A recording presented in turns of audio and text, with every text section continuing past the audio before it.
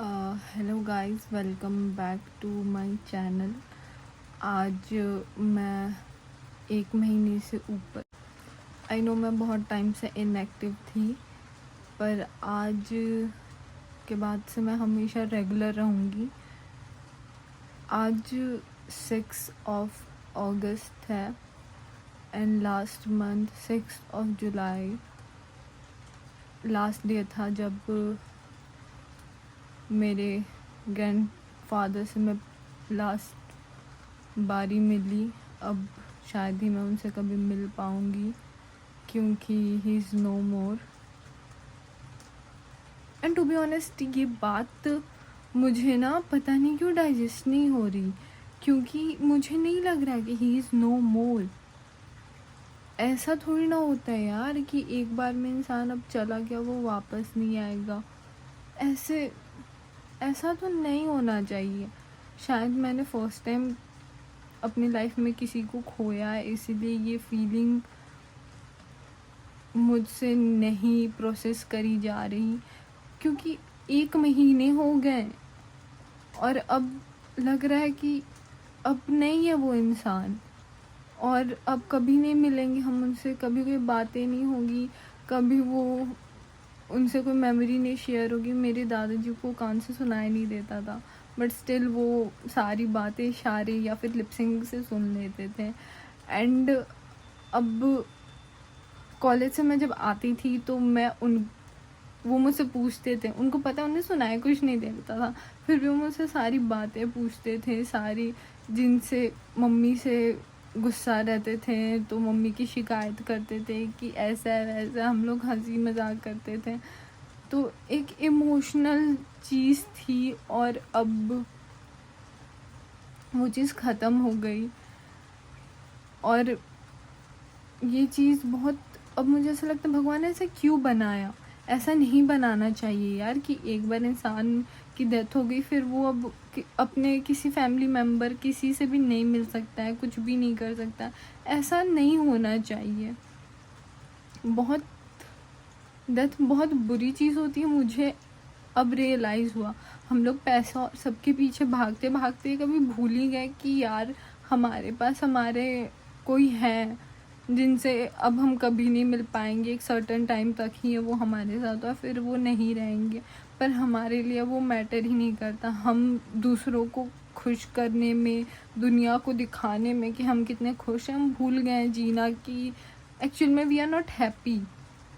जो बात है सच है और यही है कि हम लोग खुश बिल्कुल नहीं है और हम बस दिखावा कर रहे हैं, एक्टिंग कर रहे हैं खुश होने का, जबकि असलियत में रियलिटी यही है कि एक दिन हम लोग सब मर जाएंगे। और वो है कि दुखी हो के ना मरे लोग तो ज़्यादा बेटर है।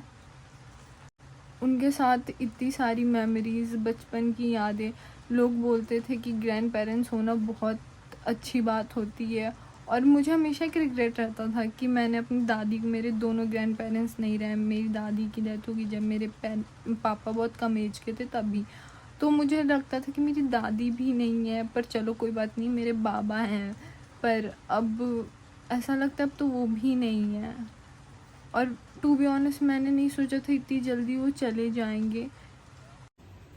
सच बताऊँ तो मुझे समझ नहीं आता कि कैमरे के सामने क्या बोलूँ क्या नहीं। बोलने को तो इतनी सारी चीज़ें होती है, पर लगता है कि मैं नहीं, क्या बोलूँ क्या नहीं। और ऊपर से इतना कुछ चल रहा है कि ऐसा लग रहा है कि यार किसको क्या समझाऊँ, कैसे समझाऊँ, अपनी दिल की बातें किससे बोलूँ किससे नहीं बोलूँ, क्योंकि सारी चीज़ें प्रोसेस करने में बहुत टाइम लग रहा है। और इन सब चीज़ों से मैं अब अपने पर्सनल लाइफ पे भी नहीं ध्यान दे पा रही हूँ।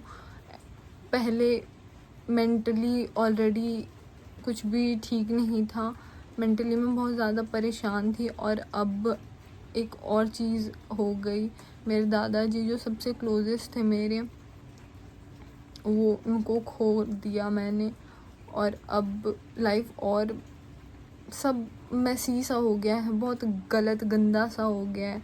अब पता नहीं कैसे मैं ठीक करूँगी। पर मैंने, जब भी मैं आती थी और मैं अपने मतलब दादाजी टेबल पे बैठ के खाते थे तो मैं वहीं बैठी रहती थी, तो वो मुझे बोलते थे कि तुम ना मुंबई जाओ ये करो, मिस इंडिया का फॉर्म होता है वो भरो। तो उनको ना मतलब मैं बहुत सुंदर लगती थी और उनका ऐसे ड्रीम था कि मैं कुछ ऐसे लाइन में जाऊं या कुछ फेमस हूँ, तो उनको हमेशा से ऐसा ही लगता था।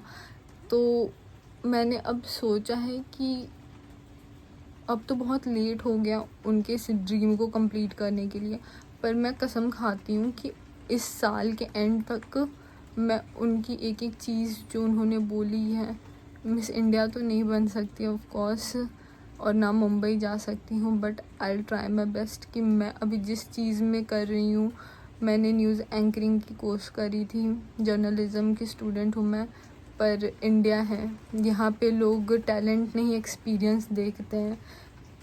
ये नहीं होता है कि फ्रेशर है इंसान, उसको पहले जॉब तो दो फिर ना एक्सपीरियंस होगा, पर नहीं, उसको किसी इंडिया में किसी को नहीं पड़ी कि किसके पास क्या टैलेंट है क्या नहीं है, बस लोगों को डिग्री चाहिए। डिग्री की भी अब कोई वैल्यू नहीं रहेगी अगर देखा जाए तो, बस लोगों को ये है कि इंसान के पास एक्सपीरियंस है, और वो एक्सपीरियंस कहाँ से लाके, जस्ट ग्रेजुएट इंसान कहाँ से उनको एक्सपीरियंस लाके दे, क्योंकि कॉलेज में तो हमें पता नहीं होता है कि क्या करना है क्या नहीं करना है, और कॉलेज से निकलने के बाद बेरोज़गार बैठते हैं क्योंकि हमें पता नहीं होता कि जॉब के लिए एक्सपीरियंस चाहिए होता है। फ्रेशर को जॉब मर घिस के पिट के देनी पड़ती है, और वो उस जॉब में ना सैलरी होती है ना कुछ होती है। तो मैंने फेमस होने के लिए तो बहुत सारी चीज़ें अपनाई थी कि मैं उनका ड्रीम पूरा कर सकूँ एज एन एंकर। ये सब चीज़ें मैं नहीं कर पाई, पर अब मैं अपना बेस्ट दूंगी और उनकी ड्रीम पूरी करूँगी, और मैं अपना यूट्यूब भी अब आज से रेगुलर करूँगी। आज 6 अगस्त है और आज से मैंने सोच लिया है कि मैं एकदम रेगुलर रहूँगी, और लाइफ में अब हमेशा एक रिग्रेट रह जाएगा कि वो मुझे ग्रो होते हुए नहीं देख पाए। जब हम लोग कुछ नहीं थे तब उनकी इतनी अर्ली डेथ हो गई कि दिखा ही नहीं पाए कि हम लोग क्या कैपेबल हैं किस चीज़ के लिए, उनके ग्रैंड चिल्ड्रंस कैसे हैं, किस चीज़ के कैपेबल हैं। But still I love you Baba ji, और आपको मैं हमेशा याद रखूँगी। आज भी रात को आपको याद करके बस रोना आता है, पता नहीं ये ओवर थिंक करना और आपको याद करना मैं कभी छोड़ पाऊँगी भी कि नहीं। प्रैक्टिकल लोगों की तरह अब मुझे भी बातें करनी पड़ेंगी कि ठीक है ये होना था, बट इस चीज़ के लिए शायद मैं रेडी नहीं थी, इसलिए मैं प्रैक्टिकली भी नहीं सोच पा रही हूँ। मैं अपने बाबा जी के बारे में बताना भूल गया। अभी जब मैं चेंज करी थी तब मुझे याद आया था, वो ऐसे ही बोलते रहते थे मजाक में सबको कि अब मैं कल सुबह मेरा खाना मत बनाना, आज मैं मर जाऊँगा। तो ऐसे मजाक में बोलते रहते थे। तो उनकी आदत थी। तो 3 या 4 साल पहले की बात है, वो उन्होंने मुझे बोला कि देखो जब मैं मरूँगा तो तुम लोग रोना मत, और तुम बोलना कि मेरे दादाजी बहुत अच्छे इंसान थे, जो कि वो थे, क्योंकि अगर कम एज में किसी वाइफ की डेथ हो जाए, सॉरी पता नहीं मैं क्या बोल रही हूँ क्या नहीं बोल रही हूँ, आप लोग प्लीज़ थोड़ा समझना। तो मतलब उस टाइम मेरे को एग्जैक्ट तो टाइम नहीं पता क्योंकि उस टाइम पापा भी मेरे छोटे थे, पर हाँ वो लोग जितने छोटे थे, मेरे बाबा जी के पास एक ऑप्शन था कि वो दूसरी शादी कर लें, पर उन्होंने नहीं करा। उन्होंने अपनी ज़िंदगी अपने बच्चों के लिए सेक्रीफाइस की। तो वो बुरे इंसान तो बिल्कुल नहीं थे, वो बहुत अच्छे इंसान थे, और एज अ ग्रैंड फादर भी बाबा वो मेरे बहुत अच्छे थे। उन्होंने सबसे बोल तो रही हूँ, मेरे बाबा ये मेरे लाइफ के बेस्ट पर्सन थे। सब बोलते थे कि बाबा ने बिगाड़ रखा है, पर हाँ यार बिगाड़ रखा हुआ है, क्या कर लोगे लोग। तो ये चीज़ थी, और उन्होंने बोला था जब मेरी डेथ हो तो तुम रोना मत, अच्छा मैं बहुत अच्छा इंसान हूँ, दुनिया को बताना। और हाँ मेरे दादाजी सबसे वर्ल्ड के सबसे कूलेस्ट दादाजी थे।